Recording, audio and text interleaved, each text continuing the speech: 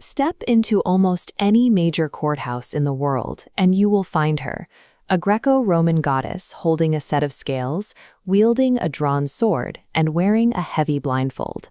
For centuries, this specific combination of items has communicated a strict legal promise that the law weighs the evidence, carries the authority to punish, and administers justice with total impartiality. In October 2024, the Supreme Court unveiled a new design. The blindfold is gone, her eyes open, and the sword swapped for the Constitution. Chief Justice Chandrachud commissioned this to acknowledge social realities, yet the Bar Association immediately passed a resolution objecting to the change. The prompt removal of these traditional symbols divided the very institution they were meant to represent. To see why, we have to audit the statue piece by piece. The original Roman goddess of justice, Justitia, did not wear a blindfold. Early depictions and coins show her with her eyes fully uncovered. The covering over her eyes was added in 1543 in Bern, Switzerland. It began as a satirical joke, mocking the legal system for being ignorant and blind to the corruption happening right in front of it.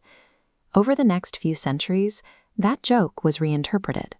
The blindfold became a sincere ideal, suggesting that the justice system should never see a person's wealth, political power, or social status. The Indian court's redesign argues that a modern legal system cannot ignore the societal realities and power dynamics that shape its citizens' lives. Opening the statue's eyes redefines the concept of impartiality, replacing the ideal of blind ignorance with one of contextual awareness. Historically, the drawn sword represents state authority and its capacity to deliver swift, punitive justice. The new statue removes the weapon entirely, placing the Indian Constitution in her left hand. This book changes the visual language from retribution to protection, human rights, and democratic empowerment. She also sheds the Greco-Roman toga for a traditional sari, physically distancing the court's image from its British colonial legacy. These changes position the figure as an indigenous protector, moving away from the aesthetic of a foreign authority defined by its power to punish. Despite these high-minded ideals, the Supreme Court Bar Association formally rejected the new statue. The lawyers argued that a symbol intended to represent transparency was installed unilaterally. As stakeholders in the court, they were never consulted. There was also a practical frustration. The bar requested a cafe-cum-lounge due to poor existing facilities, but that specific space was instead used for the museum housing the statue. The irony was immediate. The court had installed a monument to democratic protection while bypassing the democratic workplace procedures of the lawyers inside. This redesign changes how the 1.4 billion people living in India visually encounter the concept of justice in their highest court.